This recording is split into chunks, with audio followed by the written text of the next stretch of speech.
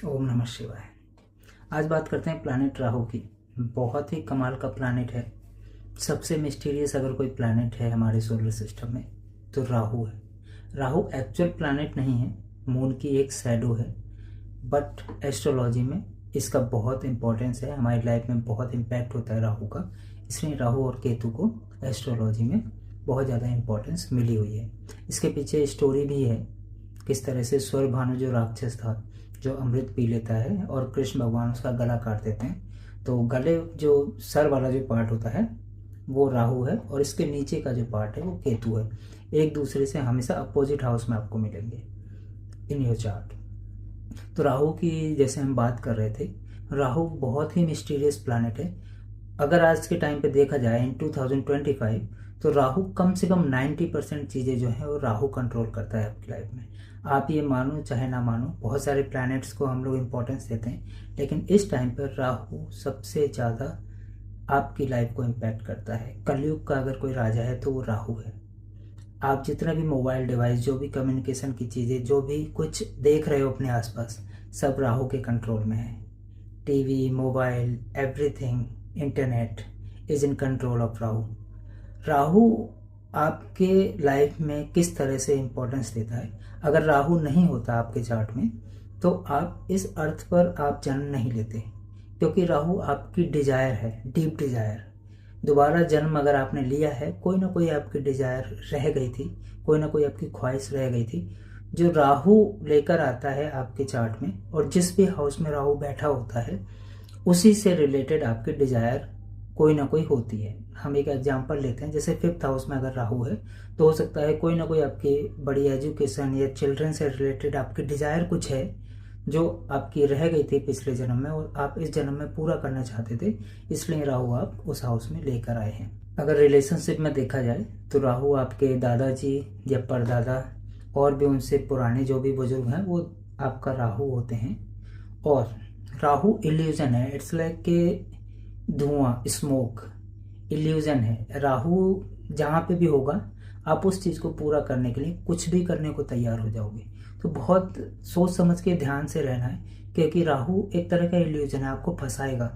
Like एक example देता हूँ, जैसे आपके पास 5 लाख रुपीज़ हैं, लेकिन राहु आपको ऐसा दिमाग में आपके आइडिया देगा कि आप इससे 5 करोड़ रुपीज़ बना सकते हो। तो बहुत सोच समझ के चलना है। जहाँ पे भी आपकी कुंडली में राहु बैठा है आपके फंसने के चांस बहुत ज़्यादा होते हैं। हो सकता है आप पैसे तो नहीं बनाएंगे 5 करोड़, पता चला वो 5 भी गए और आप उधार में आ गए 50 लाख के। तो राहु से बहुत संभल के रहना है। जो लोग भी स्मोक करते हैं, जो किसी भी तरह का धुएं से रिलेटेड नशा करते हैं, सारा राहु के कंट्रोल में आता है। राहु बहुत इंटेलिजेंट भी है। जो चीज़ राहु कर सकता है, जो फ्यूचरिस्टिक सोच जो राहु रख सकता है, वो किसी के भी बस की नहीं। कोई प्लैनेट आपको इस तरह के आइडियाज़ नहीं दे सकता। बस आपको सोच समझ के रहना है कि कितना ज़्यादा इल्यूजन में हो और किस चीज़ को आप कैपेबल हो, किस चीज़ को करने के लिए। तो राहु बहुत इंटेलिजेंट है। राहु की बातें ईजिली सबके समझ में नहीं आती हैं। कुछ एलोन मस्क टाइप के जो लोग होते हैं, इनके राहु बहुत अच्छे हैं। सबको लगता है क्या बेवकूफ़ी वाली बात कर रहे हैं, मार्स पे जाना या अदर प्लैनेट पे जाना। बट इस तरह की चीज़ें जो भी सोच सकता है वो राहु रिलेटेड लोग ही सोच सकते हैं। आज की डेट में मोबाइल, आज से 10 साल पहले अगर कोई बोलता कि एक ऐसा मोबाइल आएगा कि आप एक दूसरे से वीडियो पे बात कर सकते हो या टच करके आप कोई चीज़ चला सकते हो, तो सब बेवकूफ़ बोलते हैं। लेकिन राहु जो है फ्यूचर की चीज़ों को इस तरह से सोचता है, इसलिए आज की पूरी दुनिया 90% राहु के कंट्रोल में है। राहु आपके घर में भी बहुत इम्पैक्ट डालता है अगर वास्तु के हिसाब से देखा जाए, लेकिन ये टॉपिक हम कभी बाद में कवर करेंगे। पर राहु आपकी लाइफ में बहुत सारी बीमारियों को भी कंट्रोल करता है। तो राहु को ठीक करने के कुछ चीज़ें आप ध्यान में रख सकते हैं, जैसे कि अपने घर में कबाड़ा, कूड़ा इकट्ठा ना होने दें। जहाँ पे भी कूड़ा कबाड़ा होता है राहु वहाँ पे ऑटोमेटिक स्टोर होने लग जाता है। और 100% श्योर है, जिस घर में कूड़ा कबाड़ा है, बहुत सारी चीज़ें, कूड़ा कबाड़ा का मतलब ये नहीं होता है कि गंदगी वाली चीज़ें ही। कुछ लोग बहुत भर के अपने घर में सारी चीज़ें रखते हैं, कपड़े, बहुत सारे फर्नीचर। जो घर बहुत भरा भरा सा रहेगा, समझ लीजिए कि वहाँ का राहु बहुत ख़राब है और इस जगह पे लोगों को बीमारियाँ भी होने लग जाएंगी। जितना ज़्यादा सामान आपके घर में होगा उतना ज़्यादा राहु वहाँ पे आपको इफ़ेक्ट करना स्टार्ट कर देगा। तो आप अपने घर को कम से कम जो यूज़ की चीज़ें हैं वो रखिए। फालतू की चीज़ें 1 साल से ज़्यादा अगर कोई यूज़ नहीं हुई है, कोशिश करें उसको निकाल दें।